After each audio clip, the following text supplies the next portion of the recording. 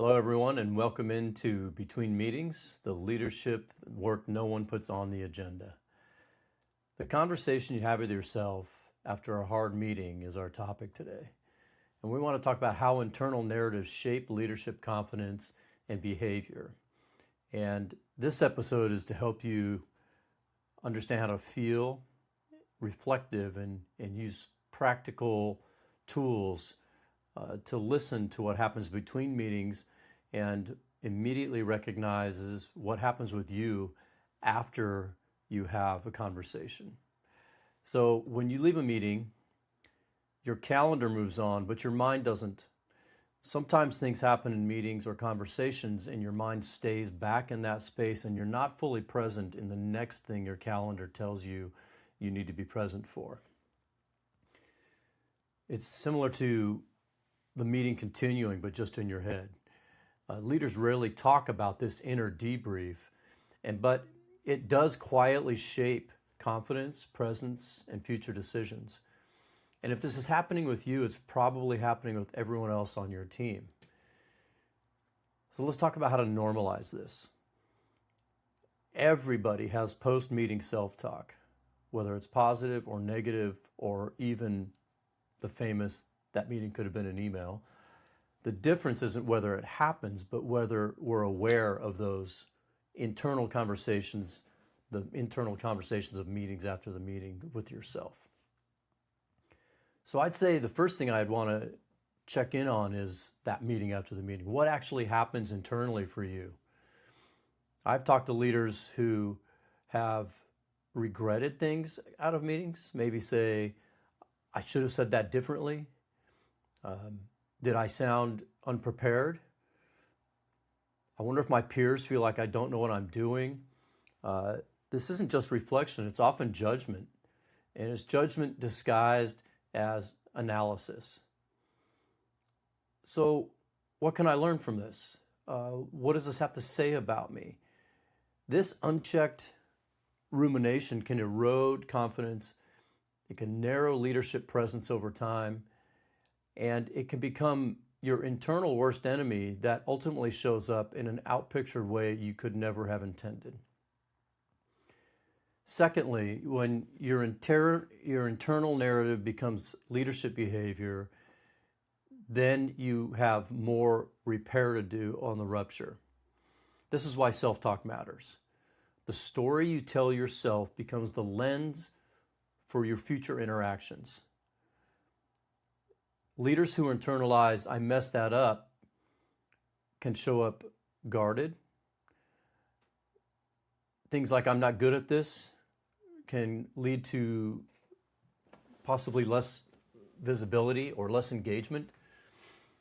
And comments to yourself such as, I've got to prove myself, you might over-explain or dominate conversations to be sure that you're being seen. Teams don't respond to what leaders think, they respond to what leaders carry. That energy, that self-awareness that is this inner narrative that helps quietly shape your tone, your energy, and your decision making. These are some of the things that I work with leaders that aren't necessarily performance-based on a numbers level, but lead to higher performance once they understand these inner narratives, the way you shape and tone your decision making. And awareness creates choice. The leader that understands that it's not positive thinking, as an example. Positive thinking is great, but it is not just, I've got to put on a positive face, because lipstick on a pig, the pig is still a pig. It's not self-criticism. That has never done anything to move the needle when it comes to your belief in yourself or others. What it is it's noticing the story without becoming it. It's introducing simple awareness practices. We'll talk about that as we move along. But simple awareness practices, the breath is a great anchor. Understanding your limitations, knowing when to ask questions and when to listen in. I would suggest that after a hard meeting, ask, what am I telling myself right now? Immediately afterwards. Before it becomes background noise, understand it while it's on the front end. And then ask, is this an interpretation or is this an actual fact? Are there anything that supports this as fact? This is emotional intelligence in action, where you're separating the data from the meaning and you're leaning into the flavor, the nuance of how you view yourself so that you can then engage differently next time to create the outpicturing that you want for yourself and for others. I'd say first, name the narrative. Write or say that sentence that keeps repeating and reverberating in your mind. Ask yourself, what actually happened? What was assumed or imagined in that situation? When I left the meeting, I wasn't feeling very good about myself, or I talked too much, or I didn't talk enough. And it's not, I think the reframe that we use in coaching is not, oh, it's fine. It's got to be something tangible. I handled a tough moment and I learned something from it. Reminding yourself that discomfort doesn't mean incompetence. This trains yourself to respond the way a good coach would, where you're self-coaching in those reflections.